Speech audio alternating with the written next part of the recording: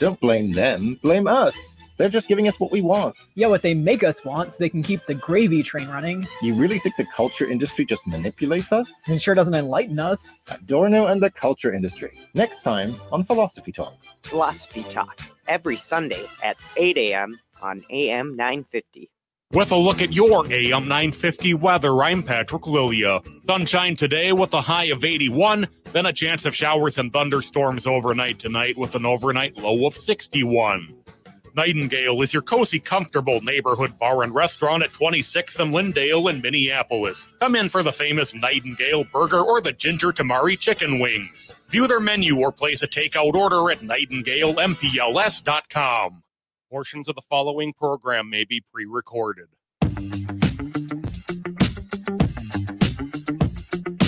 AM 950, the progressive voice of Minnesota, the Matt McNeil Show for your Thursday. Matt and Patrick here today. Patrick back. 952-946-6205, 952-946-6205. Guest free today, so you're more than welcome to join us at any point if you so desire. Patrick, how are you doing there? I'm doing all right. It's been kind of a long week. I was out of here for a couple of days, though I'm glad to be back. Can you talk about why you were gone? Yeah, I was at jury duty on Tuesday morning. Was not called to serve, so I just kind of sat in the back of the courtroom while the interviews were conducted. And when they picked the 12 members of the jury, I was dismissed, so I'm finished with my term. It's for the most part. Well, you actually had action. Can I say that you've had action? I've been on jury duty twice, and both times one time was over the holidays, which really stunk. But basically, we showed up for the first day for half a day because of the holiday. We got there for the second half of the day because they weren't going to schedule any court times right around New Year's because it was between Christmas and New Year's. They basically said at noon today, if we haven't called you, there one trial got called, and he says, if we haven't called you, you're done because we're done for this week. So that was one. But the other one, I sat there for 5 days, and at no point did they even call me to go into a courtroom to be possibly questioned. So yeah, no, it's you get it. I mean, it's part of the deal, man. You gotta, that's jury of your peers. That's how they get them. And, no one, really, I mean, I don't remember anyone in my jury duty is like, yeah, I'm really happy to be here. Was there anyone that was just doing backflips over jury duty? There actually were a couple people who were like, I've never done this before, so I thought it would be kind of neat. And I don't really know what this person was thinking now that they were actually there being interviewed by the attorneys. But that's at least because the attorney asked, first, were any of you particularly excited to get your summons? And then she follows up, were any of you not so happy to get your summons? Yeah, well, it's kind of one of those things. What you got to do. It's what you got to do. So, well, welcome on back. I hope it was a good time. Are we still supposed to get rain tonight? I mean, outside of the Vikings about to get pummeled by the Philadelphia Eagles. Are we supposed to get any kind of rain tonight? Do we know that? There might be a 50% chance with the weather report that I looked at this afternoon. I'm sorry. You know what? I've already determined that this is what we're going to get. What it's going to be is the day it turns 20 degrees out, we're going to get 2 feet of rain. And then it's just going to flash freeze, and that's all. It's like we're going to technically be not in a drought because we had all this rain in a very short period of time. So I'm looking at this. Partly cloudy skies this evening. Fine wind. Occasional showers overnight. Occasional showers, which basically means nothing. Friday though, now it's like showers in the morning. Okay, so a chance of showers. We need it. We need it. I mean, we so desperately need it. I mean, it's one of the reasons why you're seeing some of the trees already. So have you seen some of the beautiful trees around the metro already? Yeah, and I've already seen up north. I think we've already got a pocket kind of up on the Iron Range. It's in the 50 to 75 range on the color finder. It's a reminder how spectacular Minnesota can be. It is just a little odd that here in the metro I'm seeing, because it's so dry, the trees are just they've given up. They said, okay, fine, showtime. Boom. they're going colorful. There's a few around, but it's not, not supposed to be like this. That's for sure. 952-946-6205, 952-946-6205. I gotta start off with I want to start off with how disappointed I am in Bill Maher, because it's clear to me that he's about as much of a Democrat as Joe Manchin is. And don't get me wrong, I mean, it's the Democratic Party has, I think, has indeed moved a little more to the left, not dramatically, but through 40 years of failed conservative policy, Democrats have come on with the idea that, well, if the free market's not going to help people and people are truly suffering, well, then, the government has a job, role to step on in. Or in the case of the writer's strike and the SAG after strike, that if workers are getting taken advantage of, they have the right to strike and they should be able to negotiate a decent wage. I mean, we are at the point there, I think, when it comes to, left-leaning organizations leaning a little bit more to the left, they are in response to how far right things have gone. I'll get to that a little bit later on. There's an interesting story that leaves out a huge part, but I'll get to that a little bit later on. You'll understand where I'm going with it. Bill Maher, basically just announced that he is going to start his show again, even though the writers are on strike. And we have to understand, this is the threat to writers and actors right now is so massive because of AI, artificial intelligence. They've already, in some cases, used AI in TV shows, written scripts with AI. And the feeling is that, and you can actually program, say you have a writer named John Smith. You can program a computer to write a script in the style of John Smith and then pay John Smith 1/10 of what you used to pay him to polish up the script that the AI just wrote of his style of writing. That's how crazy it is. And the writers very legitimately have concerns and they should be addressed. Same for SAG-AFTRA, that it's the idea that I saw Jessica Chastain in a story. Jessica Chastain could have her image and likeness and her voice and everything loaded into a computer, and in 100 years from today, she could still be starring in movies, but not getting any money whatsoever for it because they just basically, it's all computer generated. That doesn't even include the potential for something like Jessica Chastain's likeness and image being used in stuff like porn and stuff, which is even a bigger freaking nightmare. But that's where this is kind of going. You are creating a world now where the individual doesn't matter. It's just what you can generate from a computer that emulates that individual. And the writers and the actors are legitimately having a problem here. Bill Maher and Drew Barrymore as well recently announced plans to resume their shows amid the Hollywood writer and actor strike, drawing backlash from union officials and public figures alike. Maher hosts Real Time with Bill Maher on HBO. Barrymore is behind the syndicated Drew Barrymore show. Maher, who announced his decision Wednesday, said in a post on Twitter that it's time to bring people back to work and that much of his staff is struggling mightily. But Maher also said that he will honor the spirit of the strike. Oh, okay. By not doing monologue or his popular New Rules segment. In other words, eliminate elements of the show that require writers. Now, Bill Maher has already been very much on he has said some things which very much can be interpreted as very much anti-writer. And and it's interesting if you've actually listened to him get interviewed and talk about things, he has a very business model mentality that the writers should be grateful for what they can get.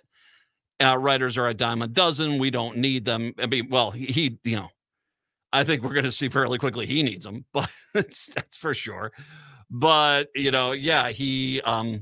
he's not been very helpful there. I feel sorry to a point for Drew Barrymore because I don't think this is Drew Barrymore out there saying, I want to bring the show back. I think she's being wrestled contractually to bring the show back. Her show resumes airing on September 18th, struck a similar tone. She said in an Instagram post earlier this week that her show may have my name on it, but it is bigger than just me. She also indicated that she'll be in compliance with the strike terms. In her case, she did not mention anything about writers, but notice she will also not be discussing or promoting film or television that is struck of any kind. Union leadership didn't take kindly to either of the decisions. The Writers Guild said Wednesday that Maher's plan to return was disappointing. The union has already picketed tapings of Barrymore's show, and they should, because and Stephen King chimed in on this. He said this is how strikes get broken, is that basically it's guys like this. And then there's an interesting joke from Dana Carvey that I went back and I was a few weeks ago, I was watching from Dana Carvey, and Dana Carvey has never come across as a guy who was right wing. And as a matter of fact, I know he came out of that right wing crew from Saturday Night Live, but I don't think he was necessarily part of that right wing mentality.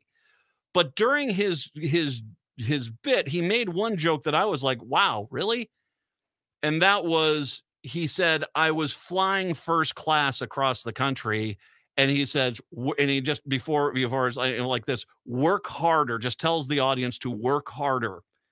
And I said, wait a second, you're one of the greatest voice comedians of all time. I mean, you've been given a natural gift. You're one of those rare people who's like a superstar athlete who has natural physical ability for the sport that they love to play. And you are good at what you do. So you just sort of saying to the guy that works on a machine line, you just work harder, and then you'll get first class tickets. Well, that's kind of stupid, because that's not how the life works. You've been successful. You've been great. No one can deny that. But it tells you a lot of the mentality. Now, in case of Dana Carvey, I believe, writes most of his own comedy. Usually they have one or two friends that they work with, but comedians, for the most part, write a lot of their own comedy. But it kind of exposed a mentality I think you see with Bill Maher particularly, which is he has no problem when the cameras are off and he's backstage and they bring out a cake and he talks about how I appreciate everybody working here. But when it actually comes time to start showing how much you appreciate all that you have, in the case of Dana Carvey, I mean, he's natural ability. I mean, one of the funniest people I've ever seen in my life. Don't act as if everyone else can get there just because you got there. And in the case of Bill Maher, I don't think he is nearly as quality as Dana Carvey is. He has gotten there because a lot of writers have helped him along the way to be funny. And so that's the kind of thing about him. I can kind of just, when I think about Bill Maher and I look at this story and I just like, really? I mean, one of the first things I think about is just, how many writers helped you get to where you are? And here, the kind of guy that basically is, well, work harder, work harder, work harder. You need to work harder. And, it's your argument is things are pretty mightily bad for your staff right now. But at the same time, to get back to work, what you're saying is, I don't care how bad the writers get treated, because I really don't care about them. And so they can get paid nothing, which in turn then forces us more onto AI, and they get paid less and less, to where basically everything's computer generated, and we go from there. I don't have a problem with it. And that's the thing about Bill Maher, which I really can't stand. It's this cavalier kind of, oh, well, you just work harder and that's how it goes. I can't think of anyone who's creative who basically can just, when the cards are stacked against you. I've talked before about when I was working as a marketing manager for a company called Blakeway Panoramas for many years. And I helped them out, and we'd go to these seminars, we'd go to these conventions and stuff like this, and they'd always have a seminar on how to deal with China. Because if you're an artist and you produce a piece of art that has any traction whatsoever, there is a group of people that are emulating your exact, not even it's your exact art in China, and then it gets slapped all over everything. And the story, the consummate story that I remember was, there was an artist who was walking around New York City, and she walks past a stationery store, and she sees a stationery set with like cards and a pen and a notebook and all this, and it's her artwork all over it. And she walks in there, she goes, "Where did you get this?" And they said, "Oh, we got this from the distributor." She goes, "Well, I didn't authorize this. Who made this?" And she basically tracked it back to it was a Chinese company who basically made all of her product and copied her product and put it on this material. Sometimes they don't even copy, they'll just steal it and they'll put it on the materials and you're out of royalties. It's really easy to look at someone who is creative and say, well, just work harder. It's another thing to acknowledge that in the case of the print guys and the guys that are doing the paintings and stuff like that, that the world is working against you, because if you do start getting any bit successful, you have people who are trying to basically copy your work outright and take away your money from you. In the case of the writers or the actors, you have computers who are ready to step in for you at any point.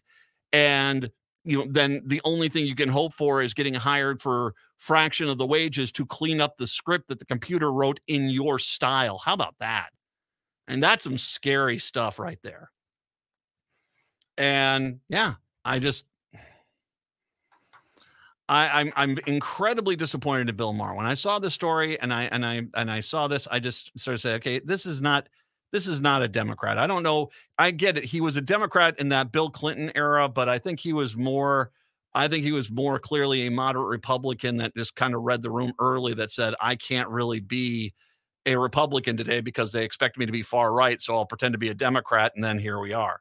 Because I can't figure out how some guy who claims to be on the progressive and the Democratic side of things would betray his own staff like this and act like he's done and listen to his jackassian excuse. It looks like he sounds like I'm noble in my cause. No, you're not.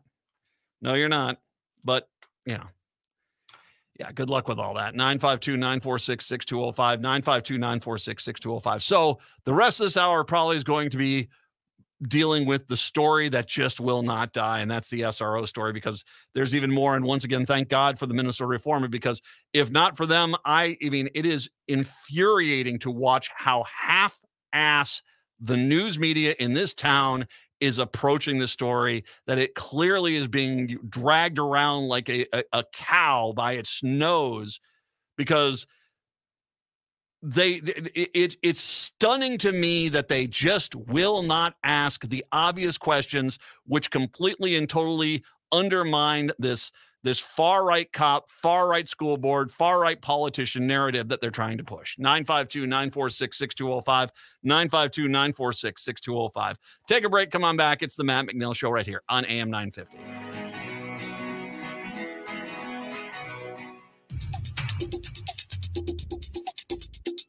Hi, it's Freddie Bell, host of New Beginnings, heard every Saturday at 11 a.m. right here on AM 950. Each week, I bring you timely information on finances, AARP updates, Minnesota Department of Health information, what's going on around our area, a spiritual message, my words to the wise, history notes, and more. So tune in this Saturday at 11 a.m. for New Beginnings with me, Freddie Bell. I'll see you then.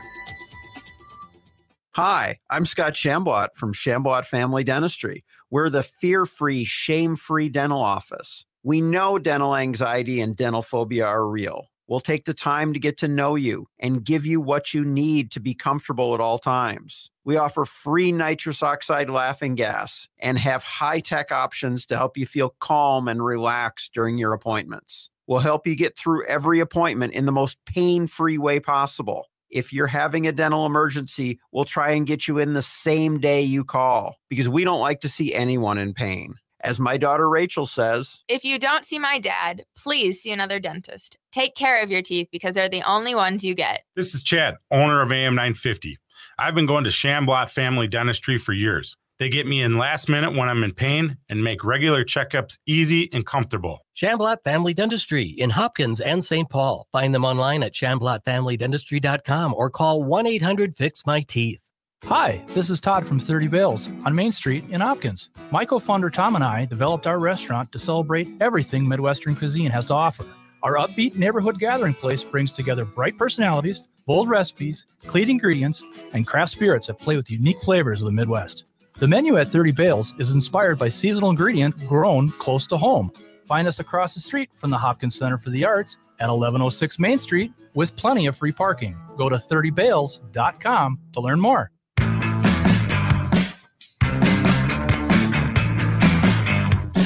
AM 950, the progressive voice of Minnesota, the Matt McNeil Show. So it's clear that I think it's clear that this whole SRO thing is just political.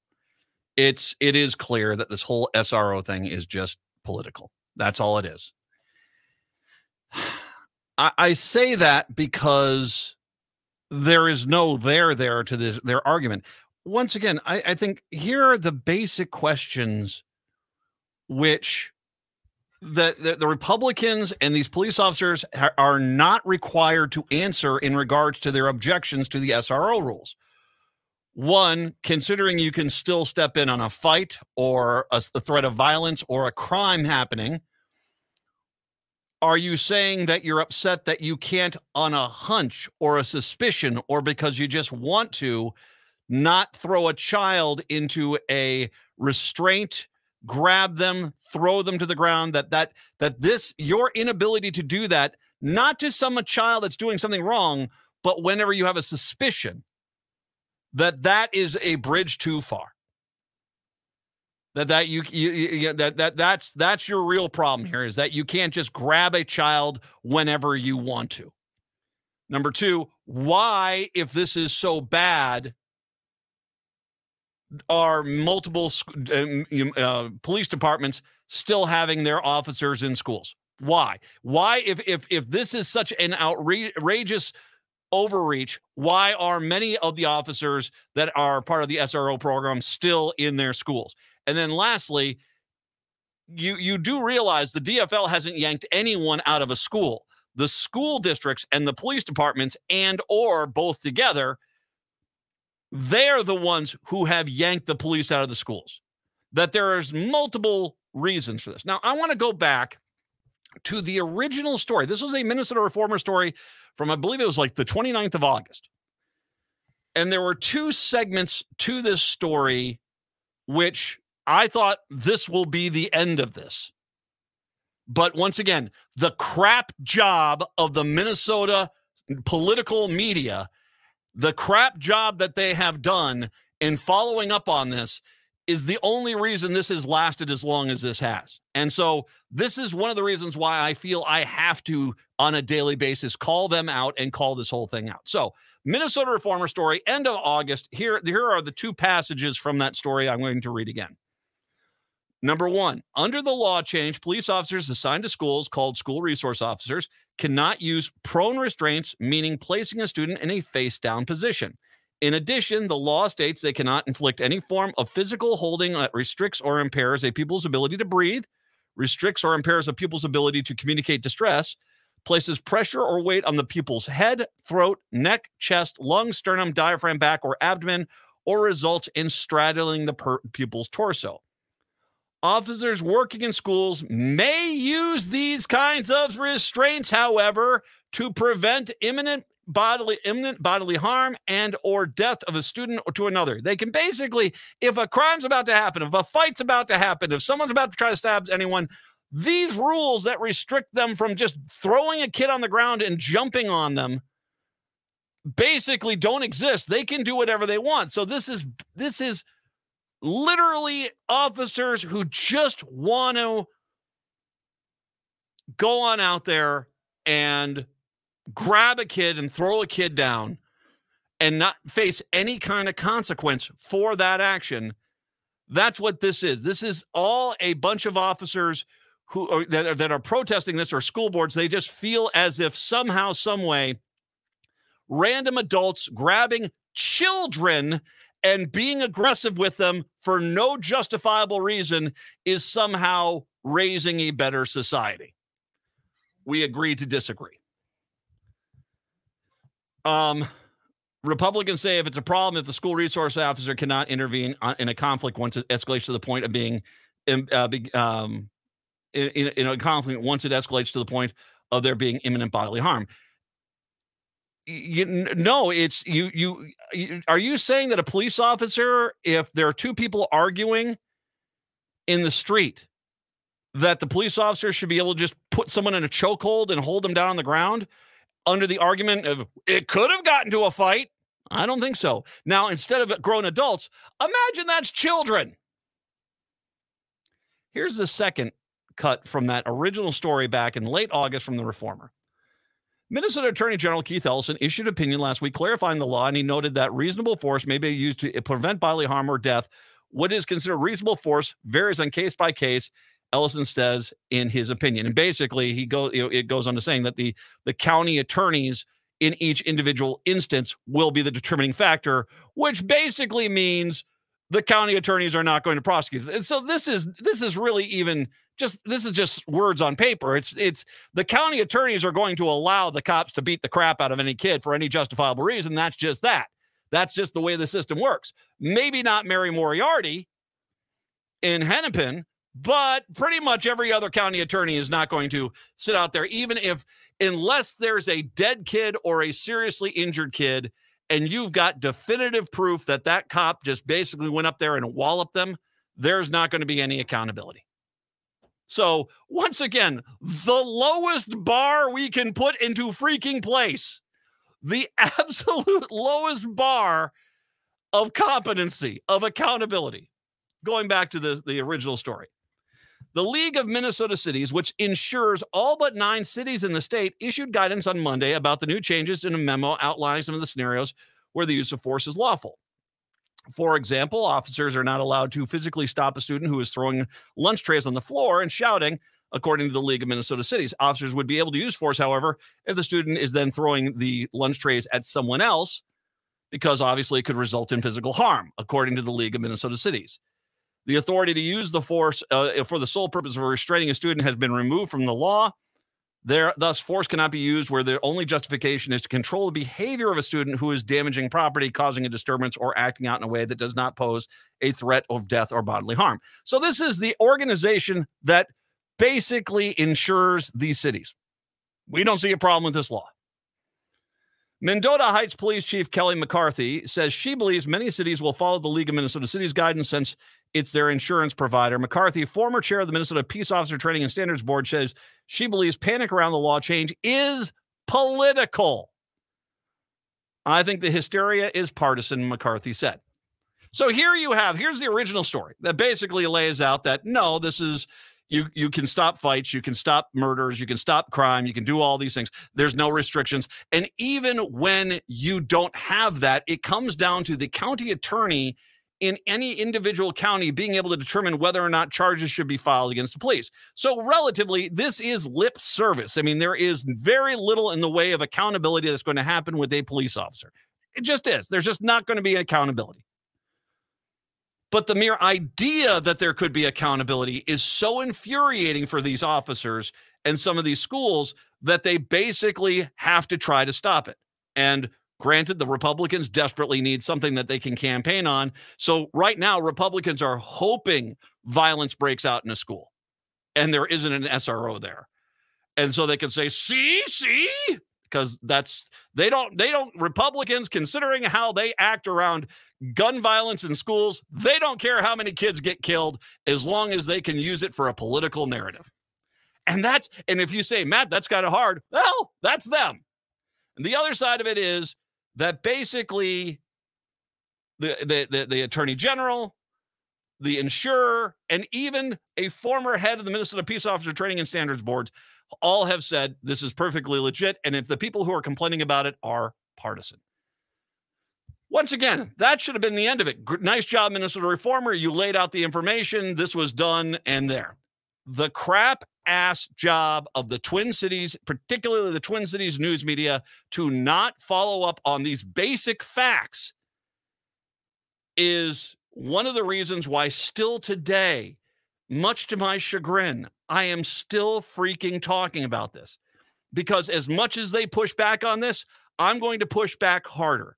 Because after yesterday, when John Jasinski, the Republican senator from the Faribault-Owatonna area, was on a show of some sort where they were talking about the good old days where someone could smack a kid around, it's clear to me what really is the goal here. And that is the idea that smacking kids around is somehow going to teach responsibility. It's going to teach somehow, the kid to be a better kid, and it's not just going to create a world of fear. So, obviously, still more on this because this is the story that just will not freaking die. 952-946-6205, 952-946-6205. Let's take a break. Come on back. Dave, I'll get your call in after the break. It's the Matt McNeil Show right here on AM 950. Hey, it's Tom. Since 2009, All Energy Solar has been providing solar energy solutions to customers. With fully licensed electricians and installers, you can be sure that your solar installation will go smoothly. The team at All Energy Solar understands that every customer is unique. They'll take the time to survey and understand your property to find a solar solution that works for you. One of the biggest advantages of going solar is the opportunity to take advantage of the many solar incentives available. But it can often be confusing to know what you're qualified for. All Energy Solar professionals will help you find out what savings you can apply for and even help with your applications. This is especially important since many rebate programs have limited capacity and are first come, first serve. So it's important to have a professional on your side who will make sure you get every eligible rebate. Get a free no obligation assessment from All Energy Solar's commercial solar specialists by calling 800-620-3370 or visit allenergysolar.com. Whether you rent or own a home, we all likely have nightmare stories about home maintenance, or what I like to call home cringe moments. Join me, your host, Katie Shahan, for the Yarlow Home Cringe Show. See what home cringe-worthy stories we have for you each week as we talk with local home service pros. Learn best practices for winterizing your home or what to look for after a hailstorm. Listen to the Yarlow Home Cringe Show every Sunday at 2 p.m. or on your favorite podcast app. How does this sound?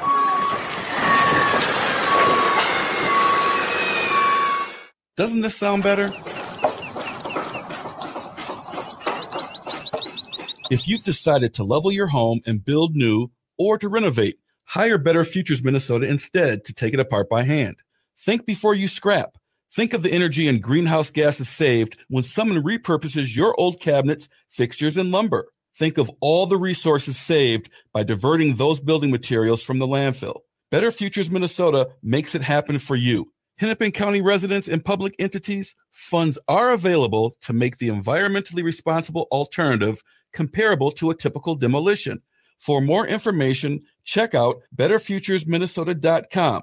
That's betterfuturesminnesota.com or call 612-351-8650. And don't forget to shop the Reuse Warehouse in Minneapolis. With a look at your AM 950 weather, I'm Patrick Lilia. Sunshine today with a high of 81, then a chance of showers and thunderstorms overnight tonight with an overnight low of 61. Nightingale is your cozy, comfortable neighborhood bar and restaurant at 26th and Lindale in Minneapolis. Come in for the famous Nightingale burger or the ginger tamari chicken wings. View their menu or place a takeout order at nightingalempls.com.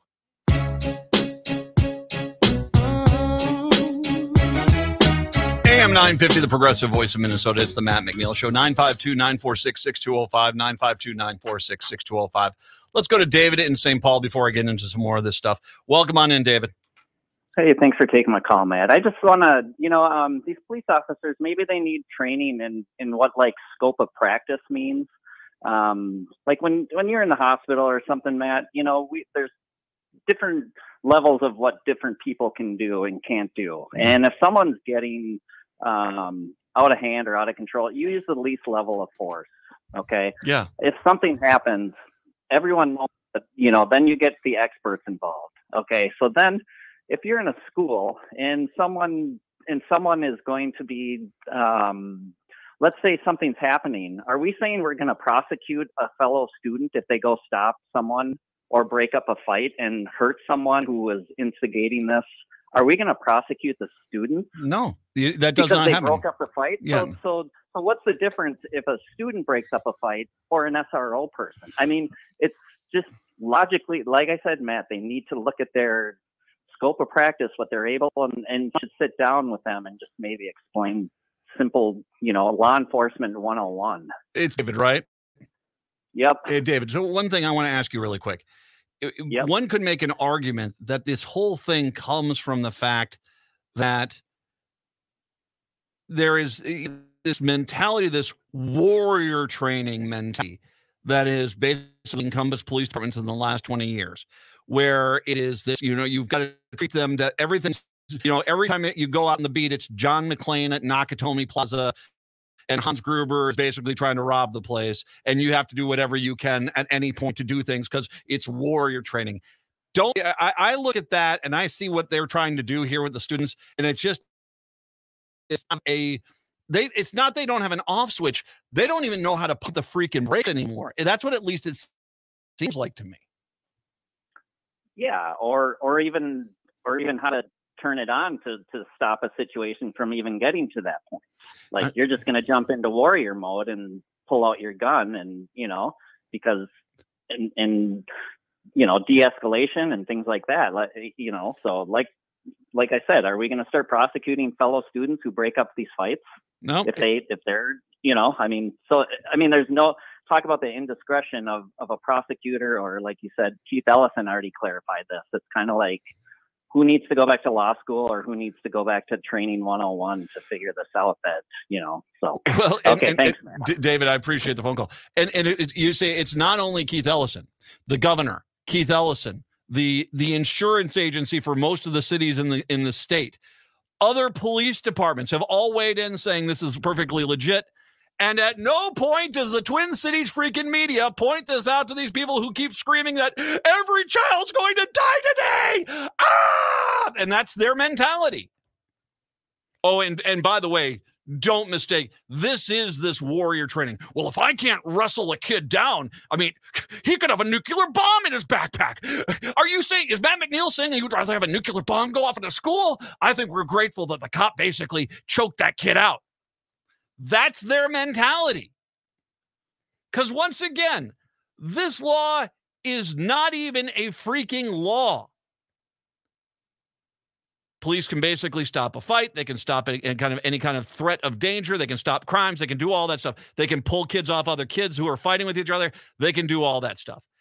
Anything else, if it's determined that there's a question on whether they crossed a line, the decision to prosecute will be handled by the local county attorney. And I can already tell you across the board, that's not me. Those cops are not going to be held accountable. That even if a cop went up to a kid and the kid was saying, I'm going to chew my gum all day long, and the cop says, I'm going to smack you in the head, and smacks that gum out of their mouth, more than likely the county attorney will come out and although I don't agree necessarily that smacking a 14-year-old is the right thing to do, the cop had his reasons, and I'm not going to prosecute the crime. Done. What this is really about, well, it's two things. It's one, it's just political. Look at all the school districts and the right-wing school districts that are pulling the SROs. And by the way, that's not just all right-wing school districts. Some of the right-wing school districts are keeping their SROs in place. This is just the ones who are willing to use their own school for a political prop. The right-wing sheriffs, my God, I've gotten tons of pictures of some of these sheriffs at some of these right-wing events that it's the case. And once again, this is the Republican Party desperate for an issue, putting out the cop signal. And I want to remind you that the Republican Party in Minnesota for years now has basically said to police, we will make it to where you can basically murder somebody. And you're more than likely going to get away with it because all you'll have to do is say, I was scared, and you'll get away with it. And as we see all the time, that is kind of the thing. I was scared. That's why I murdered him. And what you're seeing is that the police, when you look at George Floyd, when you look at any of the cases, Jaleel Stallings, you look at this, they basically take this as a get out of jail free card, and that the entire system is so weighed in their favor that they are so incensed that the one thing they're trying to do, okay, you got the political side of it, which is Republicans trying to create an issue and recruiting the police to try to help them make a political issue out of it. And not all police, but just some of them. And because once again, the DFL didn't pull any of these cops out of these schools. These right-wing police departments and these right-wing school districts, they're the ones that did that. But when it comes to the police mentality, what they want is the ability to have, there's a story that comes on out where there's a there was a kid there, and he's in the ER right now because he was asphyxiated. The police had him in a hold, and the police. The first story is, well, thank God they caught that guy. That kid was out of control. And then all of a sudden, there's going to be video footage showing a kid basically minding his own business, and a cop coming up and putting him in a chokehold and putting him on the ground. And all of a sudden, the same police department who was telling you, oh, that kid deserved it, they're also, well, I know what the video shows, but we should basically hold off on judgment until we get the full story. And what they want is, when the full story comes on out, that the cop was just a rageaholic in a warrior mode and decided that that kid needed to be taught a lesson, and chokes the kid out and puts him in the ER, that when that comes to light, they want to be able to walk away scot-free. Oh, don't worry. We've got our stern wagging finger out. Oh, we're going to wag our finger at him, and there's going to be some sort of remedial training. But I think we've all learned our lesson here. So nothing else needs to happen. That's it. They want to, when they cross a line and they abuse a child in a school, they want no accountability for it. That's all this is. That and the political side of it.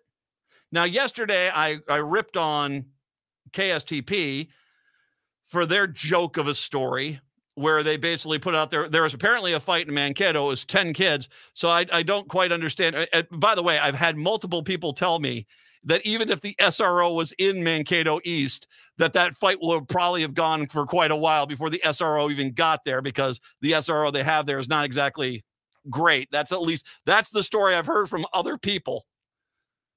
But that being said, I mean, when it was 10 kids fighting and there's one SRO, what is he going to pull the gun?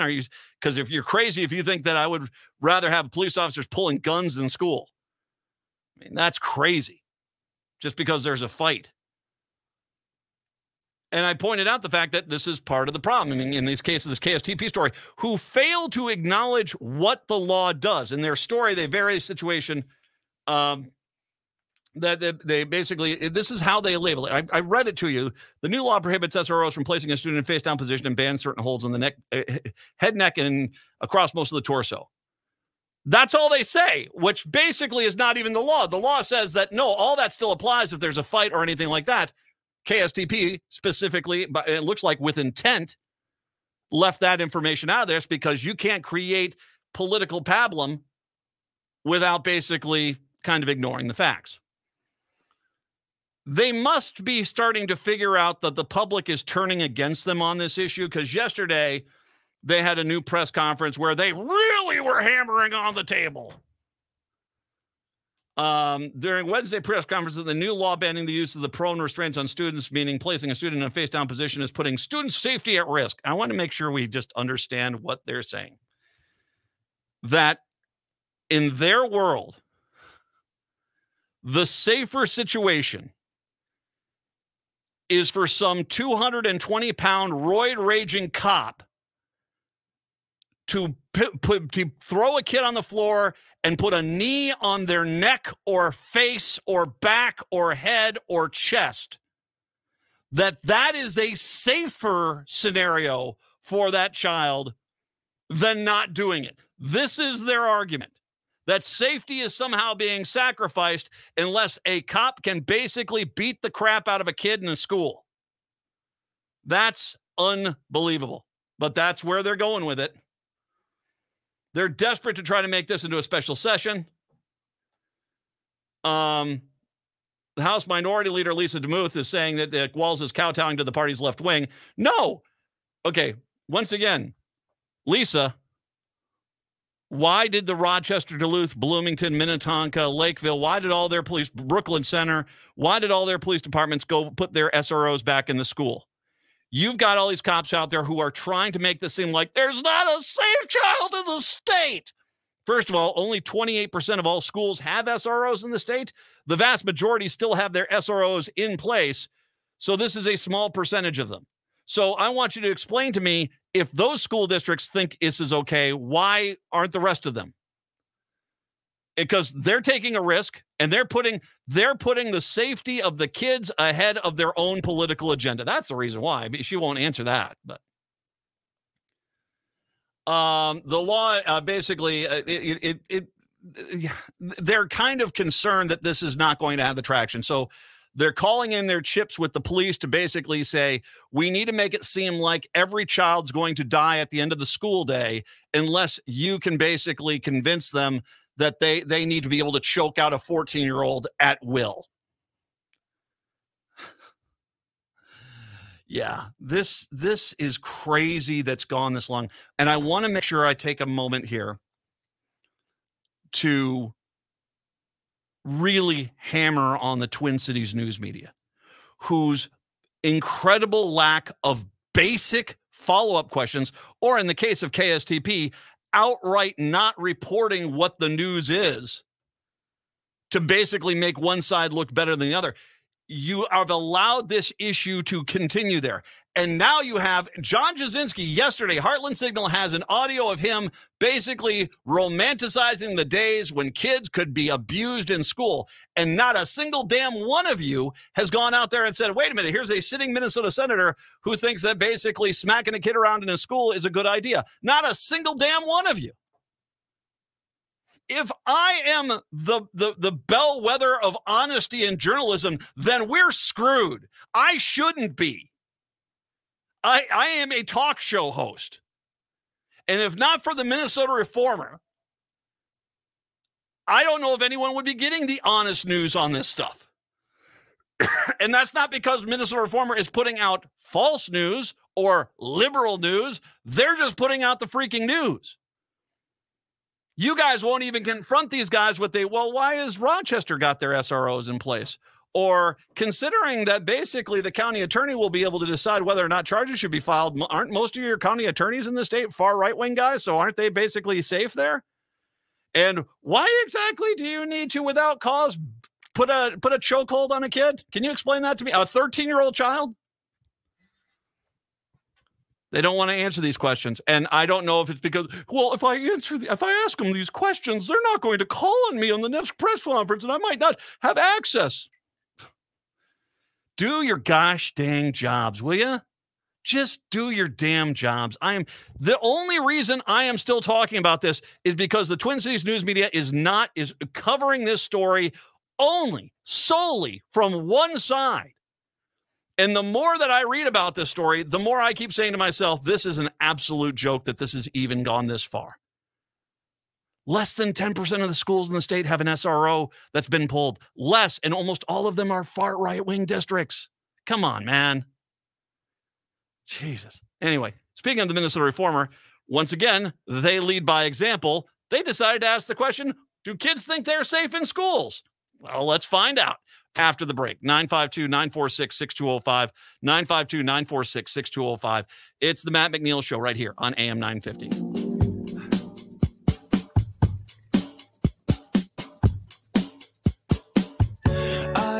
The Mary T family of companies serves seniors and people with a wide range of disabilities.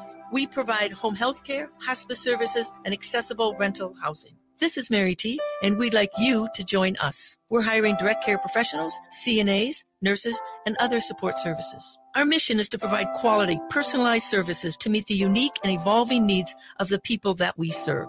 Join a Minnesota family-owned company that was founded on a history of care. Apply today at marytinc.com/careers. When a drunk driver hit my car, the structural integrity and safety features of my Toyota Sienna saved my life. I will always own one. That's it. That's the ad. I don't think I need to add anything else, but I'll gladly mention their sales team is attentive and friendly. Their service department is the best in the state, and their vehicles, you can put a lot of faith in the quality and safety of a Toyota vehicle. The structural integrity and safety features of my Toyota Sienna saved my life. I will always own one. That says it all. Rudy Luther Toyota, 5 miles west of Minneapolis on 394. Senior Software Engineer iOS for Point Click Care Technologies USA Corporation in Bloomington, Minnesota. Work within a cross-functional team of engineers, testers, and product leaders to specify, design, develop, test, and implement the mobile application based on client and internal requirements. Requires Bachelor's of Science plus 4 years. Requires experience with iOS app development, which must include Swift and Objective-C programming languages. Position allows 50% work from home. Email cover letter to shelby.whitchurch@pointclickcare.com and reference job ID GC. Seward Co-op is now offering convenient self-serve and prepackaged hot options and salad bars at both the Franklin and Friendship stores. breakfast items available daily until 11 a.m. and brunch served all day every Sunday. Their weekly lunch and dinner menus highlight cuisines from around the world. They offer vegan, vegetarian, and gluten-free options daily. 95% of the ingredients used are organic from small-scale, local community food producers whenever possible. More at seward.coop.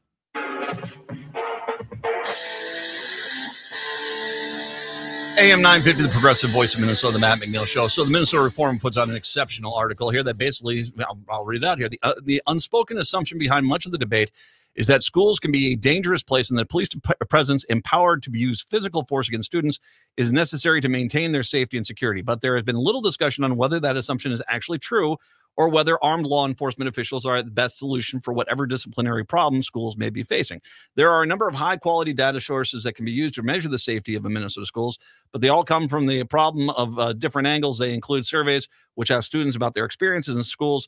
We've plotted the number of these findings below. Views on school safety. They basically are since 2013, the Minnesota School Student Survey has asked students how safe they feel in school, as well as their experiences with violence. The portion of 11th graders saying they agree or strongly agree with the statement, "I feel safe at school," has consistently hovered around 90%. So there you go. Most students still think they're safe in school. A survey also asked whether students have personally been hit, slapped, shoved, or kicked at school by someone who wasn't kidding around.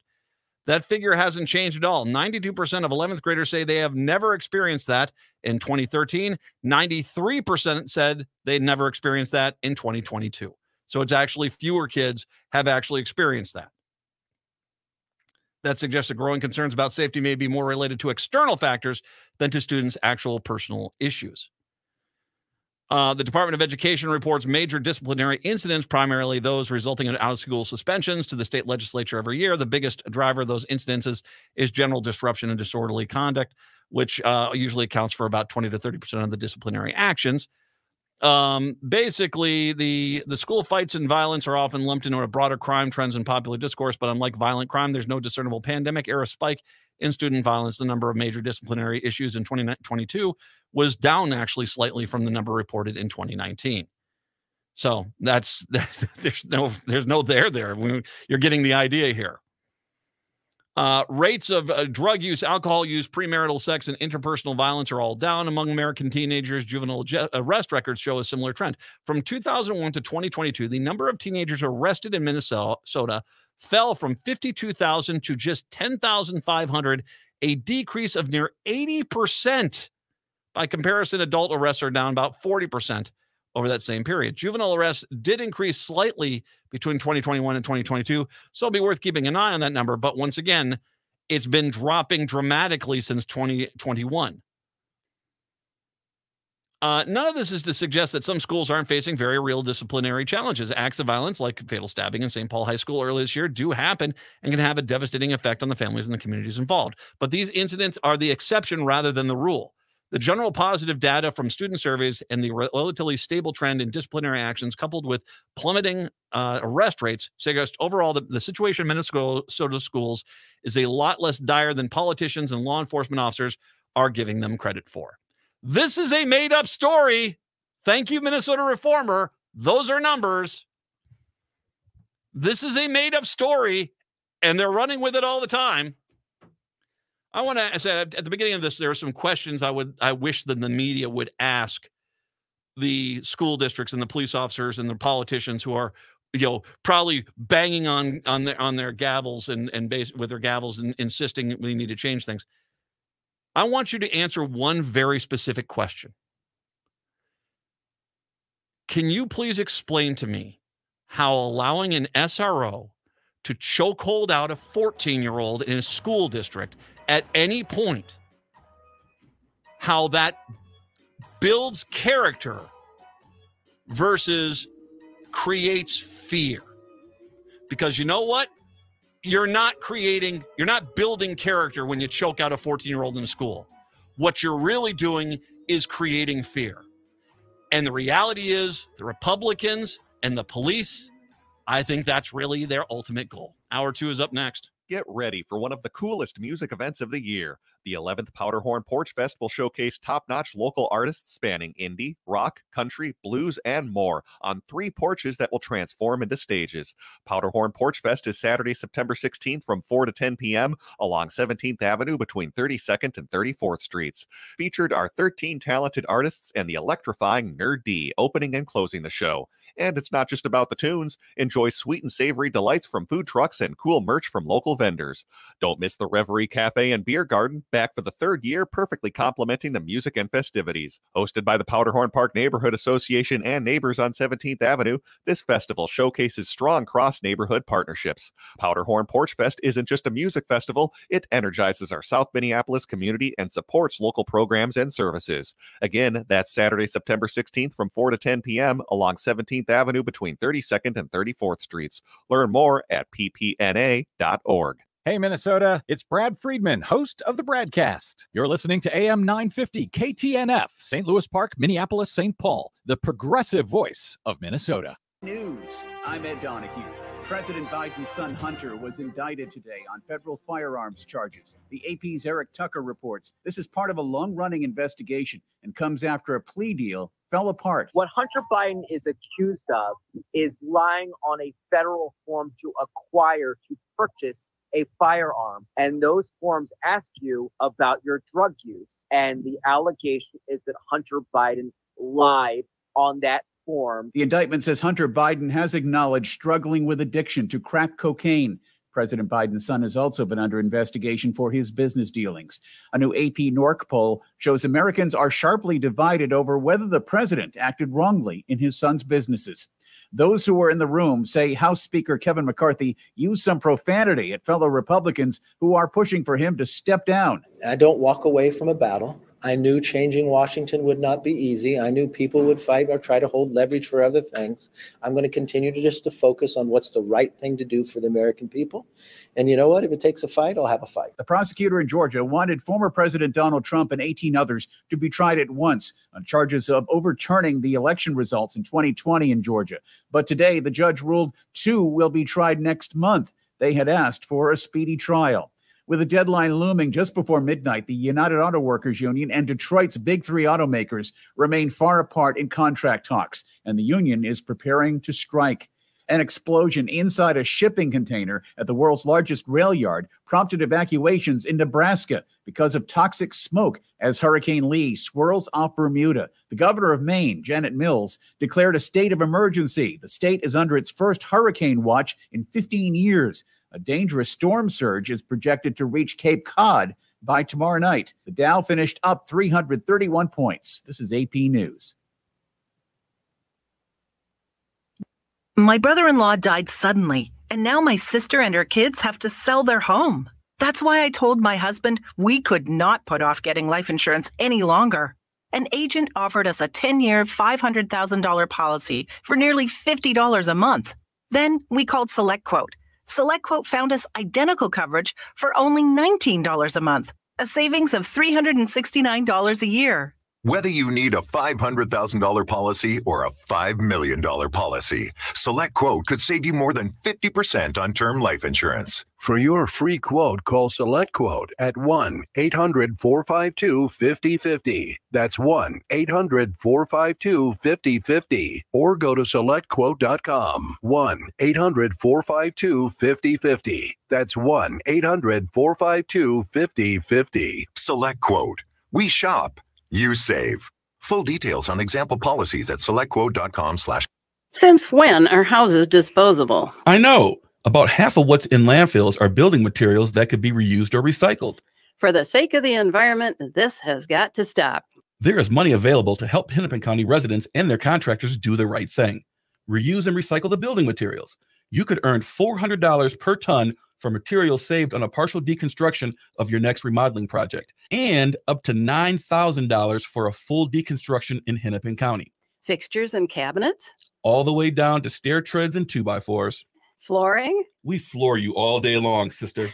Materials are sold at Better Futures Reuse Warehouse at 2620 Minnehaha Avenue in Minneapolis. Don't demolish, deconstruct. Do the right thing, get money back. You nailed it, brother. That's D-nailed it. Wouldn't want to poke an eye out. Check out betterfuturesminnesota.com. That's betterfuturesminnesota.com. And don't forget to shop the Reuse Warehouse. It's an absolute must for any true foodie. Vinaigrette at 50th and Xerxes in South Minneapolis offers premium oils and vinegars for the most discriminating of tastes. This is Sarah Piepenberg, owner of Vinaigrette. We bottle on site, there's no guesswork, and you get to taste test each and every oil and vinegar we offer. Our direct relationship with the growers ensures an uncompromised level of satisfaction. When you need to know you're cooking with the finest ingredients, first contact the independently owned Vinaigrette, 50th and Xerxes in South Minneapolis. Online at vinaigrettemn.com. With a look at your AM 950 weather, I'm Patrick Lilia. Sunshine today with a high of 81, then a chance of showers and thunderstorms overnight tonight with an overnight low of 61. Nightingale is your cozy, comfortable neighborhood bar and restaurant at 26th and Lyndale in Minneapolis. Come in for the famous Nightingale burger or the ginger tamari chicken wings. View their menu or place a takeout order at nightingalempls.com. Portions of the following program may be pre-recorded.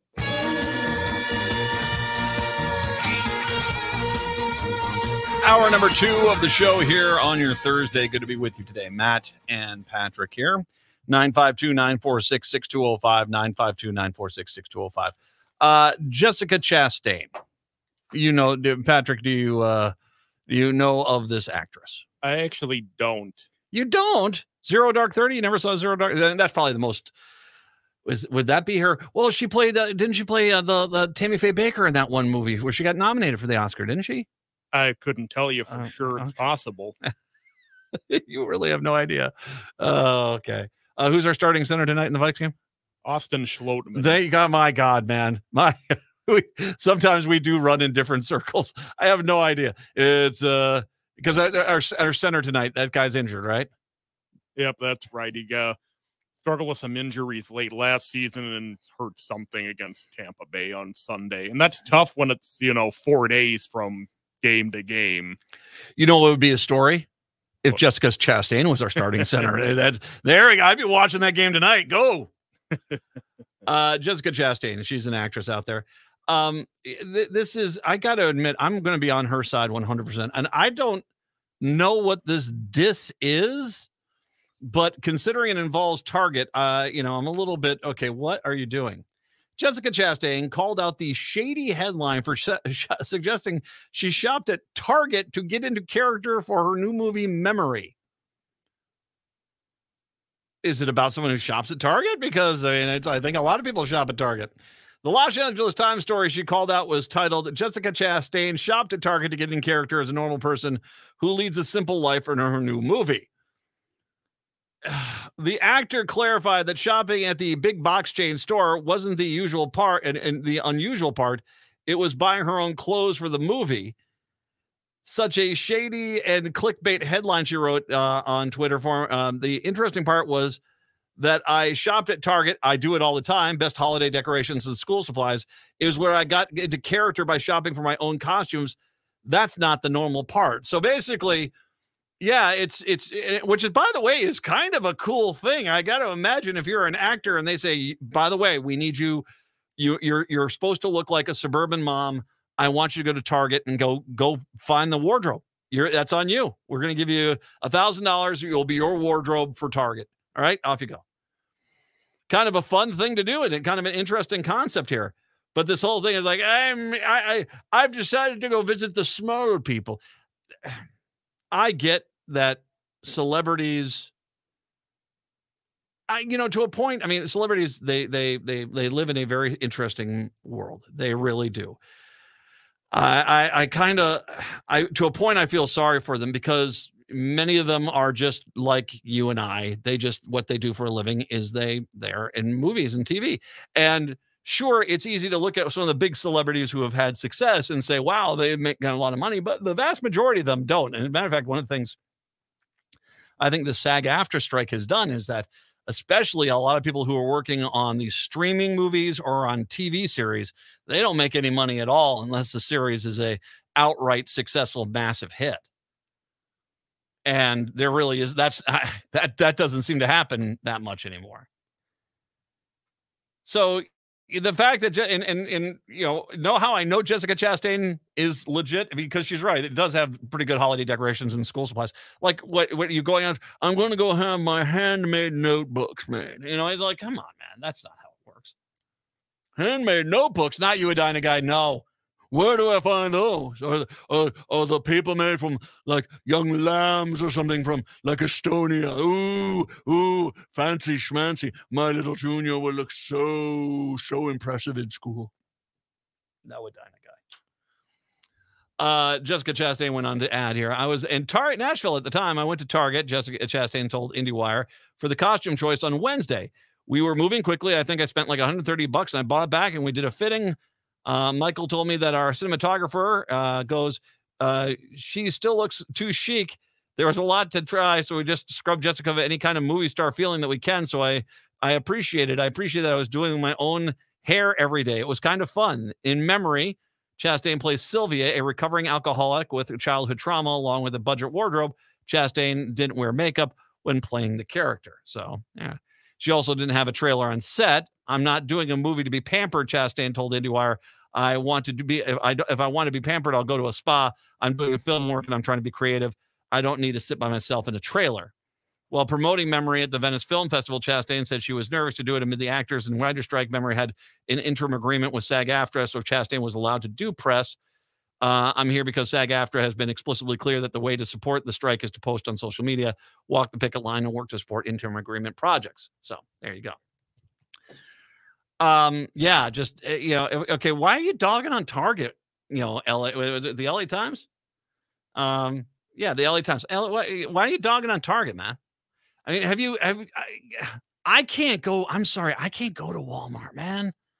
Not only do I think about how they, how it's Walmart, but at the same time, it's like I go in there and why are shoes next to corn on the cob, next to direct DVD videos? Why are all these things together? Are they all made of corn? I mean, what's going on here? It doesn't make any sense. How many times have you ever walked into Walmart and you ask them, it's like, hey, where are the cheese balls? I don't know. Thanks for your guidance. It'll be like the store in Idiocracy, where it just goes on for acres and acres. I don't know. It's in here somewhere. You can just sleep anywhere you want to. 952-946-6205. I mentioned earlier that there was, sometimes it's somewhat funny how the news sometimes kind of leaves out things just to kind of, drive a narrative. And this morning across the gamut, there was a whole bunch of things like, well, if you live in Utah or Texas or Florida, things are great for you. Everyone else, your pay raises were wiped out by inflation. The U.S. Census Bureau released its 2022 American Community Survey results. The data shows that median incomes, when adjusted for inflation, declined in both the Twin Cities Metro and the Minnesota between 2019 and 2022. For years, median incomes in Minnesota were rising faster than inflation. State demographer Susan Brower told Axios, this is a reversal of that trend. Well, didn't you guys scream about inflation? So inflation went, which went, by the way, it wasn't inflation. If the company is making record profits, that's just good old-fashioned greed. You guys refuse to want to acknowledge that. Brower cautioned that the data is lagging because it surveyed people about their 2021 income. Since then, incomes in Minnesota have kept rising while inflation has been cooling here. Inflation-adjusted median household income in Minnesota fell 4.5% from 86,228 to 82,338. The decline was slightly worse in the Twin Cities, falling 5.6% to 91,341. Nationally, median household income fell by 1.6 between 2019 and 2022, adjusted for inflation. And these stories that are coming on out feature, like I said, they feature these maps of what states are doing great, and they put Florida in there, which I think is just a hoot. Because one of the things that this survey doesn't factor in is how many, we'll just do home insurance in Florida. I mean, what's your house insurance? What's your apartment and house insurance here in the cities? If you got it, what you paying? $800, $1,000, $2,000, maybe $3,000 per month, something like that. In Florida, if you can find an insurance agent who will insure your house, you're generally looking, because you have to have the flood, and you have to have the wind, and you have to have the hurricane, and you have to have the storm insurance. You have to have all the different kinds. You're looking at $12,000 a month in just insurance. Let alone, how many services do we get here in Minnesota which either cost minimal amount or are free for the citizens of Minnesota, while in Florida they have to pay top dollar because their state doesn't offer any of that stuff. Yeah, exactly. That factors in there. If you are wanting to do a story on this, I mean, I understand why you did it. You did it because this out, but it's only partial things. I mean, it's one of those things where people are going to come out, well, Minneapolis is so bad. Look at this, bad. Well, the truth is, but what do you get for living here? And frankly, in Minnesota, you get a heck of a lot. Just talking to this last weekend, there was a neighborhood get together, and just talking to some new people who moved into our neighborhood, and they're from out of the state, and I can't remember where they're from. Anyway, they just moved here.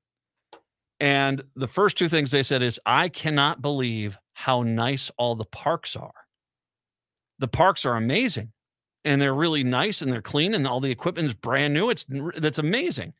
And then they're talking about their kids started at the school, the local public school. And they're like, the schools here are amazing compared to what we had where we were at. Well, there you go. Yes, there are some things like this, but at the same time, you're not having to pay for everything. You have quality all around you in Minnesota, as opposed to the crap fest that's in Florida. And by the way, yeah, it is amazing. You go into Florida now, and you're going into a store, and there are Nazis screaming about kill all the Jews as you're trying to go into a freaking Barnes and Noble. That's Florida now. It's crazy. That is crazy.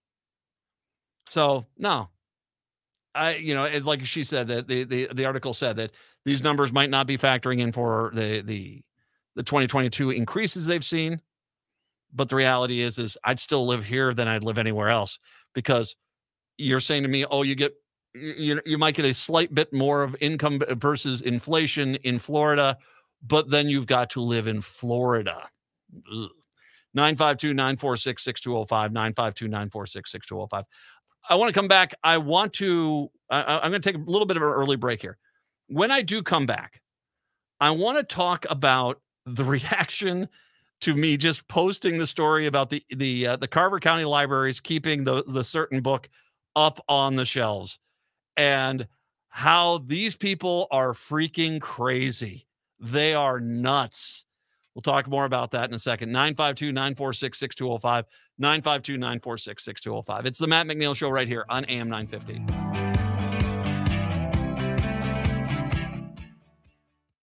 Music events of the year. The 11th Powderhorn Porch Fest will showcase top-notch local artists spanning indie, rock, country, blues, and more on 3 porches that will transform into stages. Powderhorn Porch Fest is Saturday, September 16th from 4 to 10 p.m. along 17th Avenue between 32nd and 34th Streets.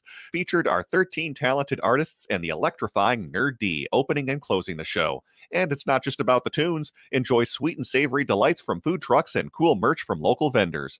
Don't miss the Reverie Cafe and Beer Garden, back for the 3rd year, perfectly complementing the music and festivities. Hosted by the Powderhorn Park Neighborhood Association and neighbors on 17th Avenue, this festival showcases strong cross-neighborhood partnerships. Powderhorn Porch Fest isn't just a music festival, it energizes our South Minneapolis community and supports local programs and services. Again, that's Saturday, September 16th from 4 to 10 p.m. along 17th Avenue between 32nd and 34th Streets. Learn more at ppna.org. Peace of mind shouldn't cost a fortune.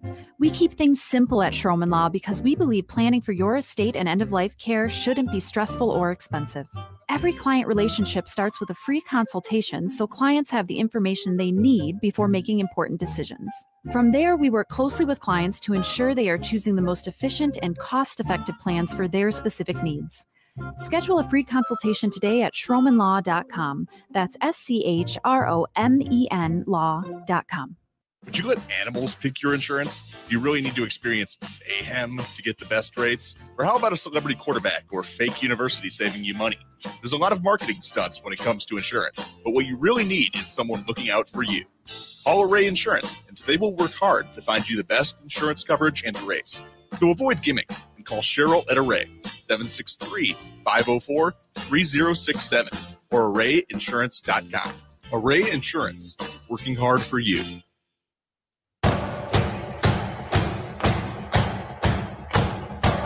AM 950, the progressive voice of Minnesota, the Matt McNeil Show, 952-946-6205, 952-946-6205. All right. So yesterday we had the story here. The Carver County Library Board unanimously decided to keep the graphic novel, genderqueer, and memoir on the shelves after dozens of people condemned the request to remove the coming-of-age story from the shelves, which is good news. I mean, it's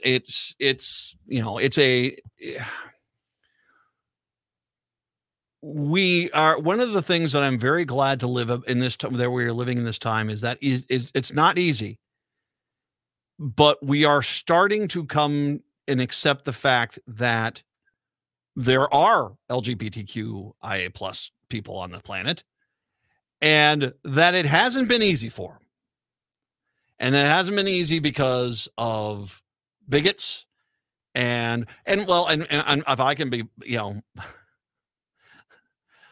it is remarkable to me how many people have problems with the LGBTQIA plus community who also seem to have some personal issues. How would I say it like that? I am of the mindset is, you've got one trip on this rock, be happy doing it. And that's what makes you happy. As long as you're not breaking the law, I could care less. Off you go. Have a good time. The idea that there are books now geared towards not only, helping kids get through gender questions, but the Black community, the Black girl community, which is I think very important. The Jewish community, the Hispanic community, the Asian community, the Native American community. I think that these are good things that basically help individuals see the world through their own perspective, not one forced on them by white America or straight America. And I am somewhat very happy with when you see that this library did it. What they did is they all read the book. They all read it. They all read it. And they all said they were going to keep it. They voted unanimously to keep the book. So good news. Then comes the trolls. Holy God. There is, I have said this push on the right to vilify and hate the LGBTQIA plus community. That they basically, this is the Republicans desperately trying to create another social issue to keep the Christian right, who basically blindly followed them through abortion, in the fold. And I don't think it's working. I think, but it definitely is resonating with some people. The tone of the people who are lashing out that this book exists is as if that all of us who are tolerant, accepting, caring, welcoming, speaking of Christians, but you do or don't do whatever it is you do or don't want to do, that's not who we are. That what we're doing is we're grabbing 5-year-old randomly, prying their eyes open like it's Clockwork Orange, and forcing them to watch hardcore gay porn at all hours. That's what they honestly think they're doing. Do you remember that woman that was protesting the store down in Chaska? That there was the talk that this is this hero complex that these people, convince themselves of, that they're really there to stop something from going on. And it's clear that these people honestly think something is going on that's not really going on. And so once again, the first thing that happens is this was the Carver County Library. It wasn't a school library. It was the Carver County Library.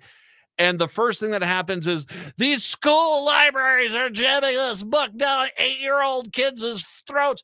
No, they're not. This is not the school library. This is the Carver County Library. You can call a school library and ask them what their policy is on certain books. You can do that. But that's not it.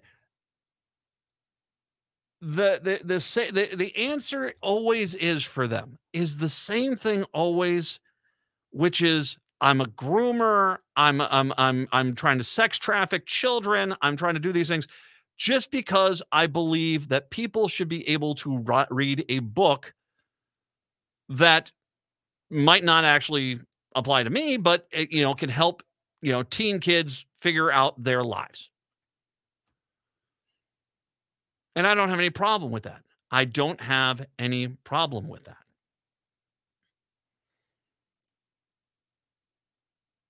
We have all these people that want to sit there and they say, oh, I'm against children being exposed to this. It's such a stupid argument anyway.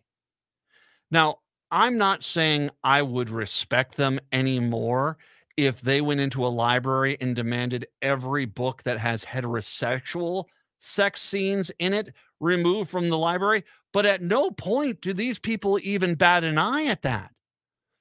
In their mind, those kind of sex scenes are perfectly fine, I guess, for children. And they don't have any other things with it. That's the argument. One guy tried to argue that, he's talking about if porn mags, should we put porn mags in the lobby of every elementary school? And I said, no, we shouldn't do that, but that's not what we're doing here. By the way, you do realize pretty much every gas station in the country has porn mags in it, right? And by the way, do you know when you pass a kid who's on a tablet, what that has access to? The internet. Have you seen the amount of porn that's on the internet? Weird stuff too. It is tons out there. And their argument to save, they try to save everyone. This I'm the hero of the story that's running around in my own mind. Their narrative is if I can get that one book off the shelf, all the kids are safe. And that's just a freaking joke, man. If you were trying to ban all the books, I'd still think you're a monster. But at least you'd be a consistent monster. The way you are today, it's clear there is no thought.